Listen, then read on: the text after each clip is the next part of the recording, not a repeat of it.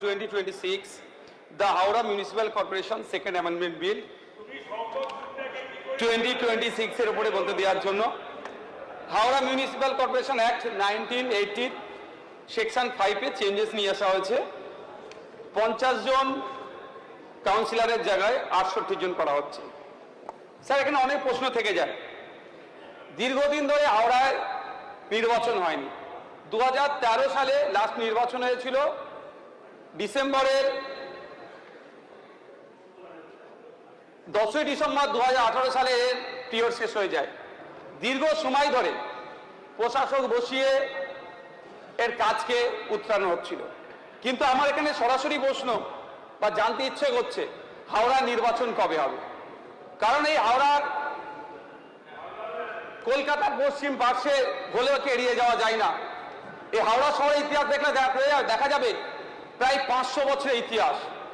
1862 সালে এই পৌর এলাকা তৈরি হয়। 1864 সালে ডিসেম্বরের 1 তারিখে 11 জনের কমিটি নিয়ে প্রথম বোর্ড মিটিং হলেও নির্বাচনে অংশগ্রহণ করে 1884 সালে সরাসরি মানুষজন। তাই একটা সুদীর্ঘ ইতিহাস আছে।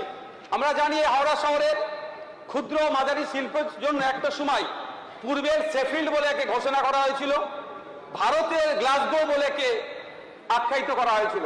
কিন্তু দুর্ভাগ্য, এখন ওখানে নাগরিক যন্ত্রণায় মানুষ পরিস্থিতিতে নাগরিকরা এখন অতিষ্ঠ হয়ে গেছে। একদিকে সুয়ারেজ সিস্টেম, ড্রেনেজের অব্যবস্থা, উল্টো দিকে স্যার ওখানে যেভাবে নিকাশি না থাকার জন্য এবং বর্জ্য যে দুরবস্থা হয়ে আছে, এলাকার মানুষ অতিষ্ঠ। তাছাড়া আমি সময় স্বল্প কয়েকটি হাওড়ার মানুষের নাগরিকদের কয়েকটি যন্ত্রণার কথা আমি উল্লেখ করতে যাই। প্রথম প্রশ্ন স্যার, নাগরিকদের হাওড়ার নির্বাচন কবে হবে? দ্বিতীয় প্রশ্ন স্যার, যে হাওড়ার মানুষের সব থেকে বড় যেটা যন্ত্রণা সেটা হচ্ছে জলবদ্ধতা। কারণ আমরা দেখেছি হাওড়া মিউনিসিপ্যাল কর্পোরেশন নিজস্ব সুয়ারেজ অ্যান্ড ড্রেজিং ডিপার্টমেন্টের প্রথম প্রধান কাজ ছিল সুয়ারেজ লাইন ক্লোজিং এর কারণে যে জল প্রতিরোধ করা। এজন্য জেট কাম সেকশন মেশিন এবং বাকেট মেশিন এর ব্যবহারের কথা HMC নিজে ঘোষণা করে। কিন্তু এই ঘোষণা করলেও এখনো দেখলে দেখা যাবে অল্প বৃষ্টিতেই হাওড়া জলমগ্ন অবস্থায় থাকে। স্যার, আমরা দেখেছি একটা রিপোর্টে যে 2024 সালে এই দুরবস্থা কাটিয়ে ওঠার জন্য 4.7 কোটি টাকা ব্যয় করে একটি মাস্টার প্ল্যানের কথা বলা হয়েছিল। তার অগ্রগতি কিরূপ আজকে হাওড়ার মানুষ জানতে চায়। তৃতীয়